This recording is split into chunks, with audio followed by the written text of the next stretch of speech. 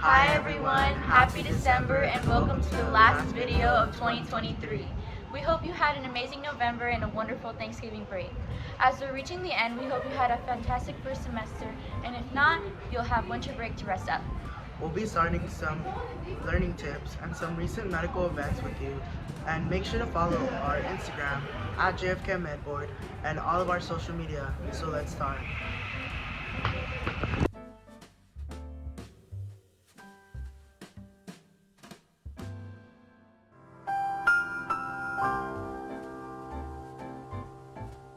Good morning, and welcome back to Learning Tips. I'm once your host, Porkin, and today, as promised, we will go over test-taking tips to help prepare you for your finals. Planning. First, let's start with something simple. How you can prepare beforehand. The ultimate goal in this stage is to ensure that you are not stressed. Because even if you know everything, stress could be that tipping point into losing a couple numbers, a couple steps, or even a couple key points. This is typically why I prioritize relaxation over cramming knowledge, because cramming knowledge typically increases your stress level, thus hindering your ability to think on exam and removing your ability to recall certain information. However, this isn't always the case. There are some people that I know that are able to cram without accumulating stress. And while I don't recommend trying to practice this technique during an actual final, this could be a good habit to consider in the future. Moving on, quick reminder to pack all your items that you need. Charge your calculator, sharpen your pencils, grab a watch, likely not a smartwatch, they don't allow that, scratch paper, and a fresh bottle of water. Oh yeah, remember to sleep and eat. Healthily, may I add. Now you're ready. Testing. Stress management and momentum are key for test taking, and everybody has their own technique. To work with stress, remember to breathe. Don't panic, stay optimistic. For some, taking a brief restroom, water, or stretch break can be great for this, as long as they allow it. With momentum, it is a good idea to retain your energy for each and every problem, just so you don't blank out or mess up on easy problems. Here's a second tip. If you know that your test is weighted, then you are able to distribute your energy or focus onto the harder problems which are weighted more. This means that the problems that are weighted more are given more quality and focus, thus have a better grade and will more likely to boost up your grade. Other techniques people seem to opt for are skipping hard problems, skipping the first question or working backwards, or doing the easy problems first, whichever floats your boat. Other test tips. Here's a couple common tips that you may have heard before. Check for keywords to determine your type of question. If your test is about multiple units, then you should be able to tell which unit the question is asking about, then apply the right mindset and technique to solve it faster. Manage your time or split it.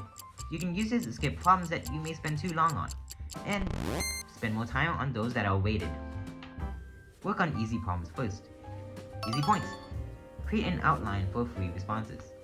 This mostly applies if you're in AP English or in AP History classes, in which you should be able to put an outline so that you know what you're going to be writing about and write faster.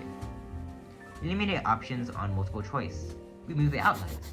These mostly take the forms of absolute extremes or options that are unrelated to the problem. Taking a breather before checking. Don't stress yourself out to check. You may even check incorrectly. Now for the final tip, which happens to be my favorite, is the quote-unquote brain dump. Essentially, at the start of a test, dump a heap of knowledge onto your scratch paper, like vocabulary, outlines, or formulas.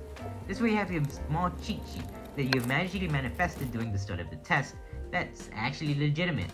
This way you are able to organize your ideas and know what you're going to write on the free response. And that's all for learning tips. I wish you the best of luck on your finals, and see you next semester.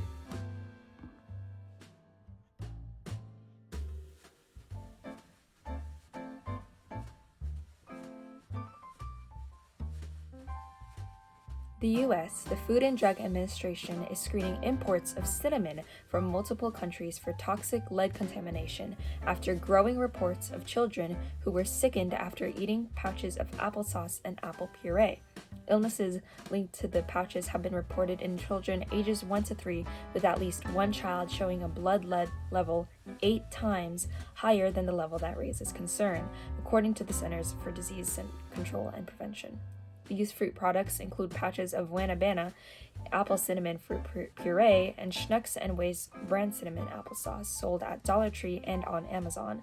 Lead exposure can lead to serious learning, cognitive, and behavior problems, and kids who may have eaten products should be tested.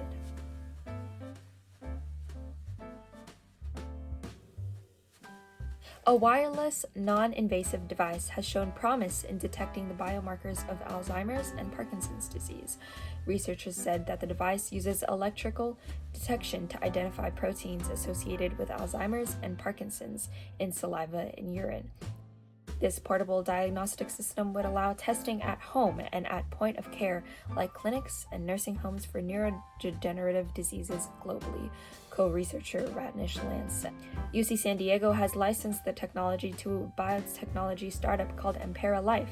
Researchers next plan to test blood and cerebrospinal fluid with the device before proceeding to saliva and urine samples. The tests would take place in hospital settings and nursing homes. If those tests go well, Ampera Life plans to seek U.S. Food and Drug Administration approval for the device within the next 5 to 6 months. The goal is to have the device on the market in the next year.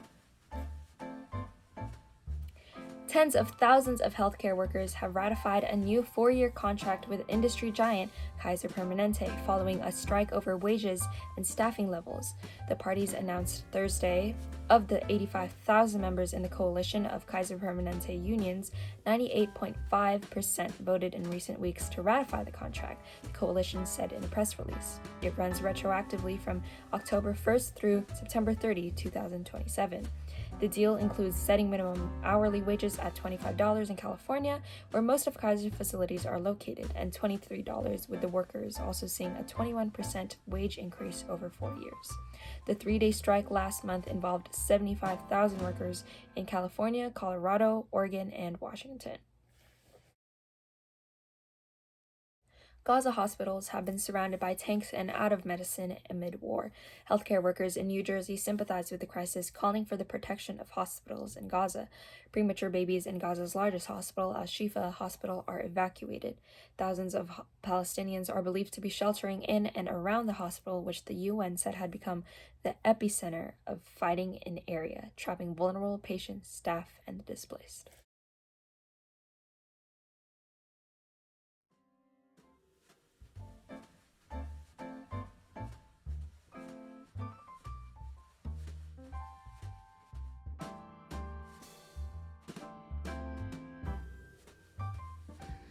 Our first event is the Christmas door decorating contest.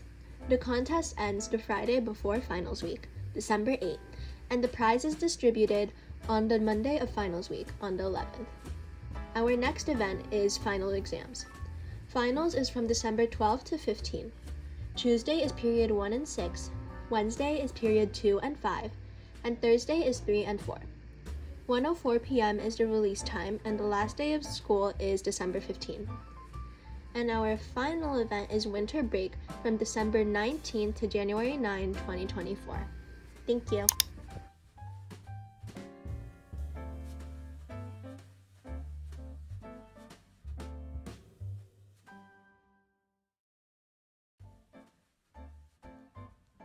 Our thoughts can be overwhelming sometimes. Grounding techniques can be a great way to cope with overwhelming thoughts. These strategies can be helpful when one is in an emotional state, disassociating, or just generally distressed. Grounding is a great way to consciously get out of your head and focus on the present. These strategies often include using your senses to find things around you. We will be going over 3 grounding techniques and allot time for you to pick one and do it at the end of this segment. The 3-3-3 rule asks you to name 3 things you see, 3 sounds you hear, and to move 3 parts of your body. The 5-4-3-2-1 technique asks you to identify 5 things you see, 4 things you can feel, 3 things you can hear, 2 things you can smell, and 1 thing you can taste. Rainbow grounding is a fun grounding technique which asks you to identify 1 object you see for each color of the rainbow. Take a minute now to do one of the grounding techniques and notice how you feel. If you feel calmer, consider adding grounding techniques to your toolkit for emotional management.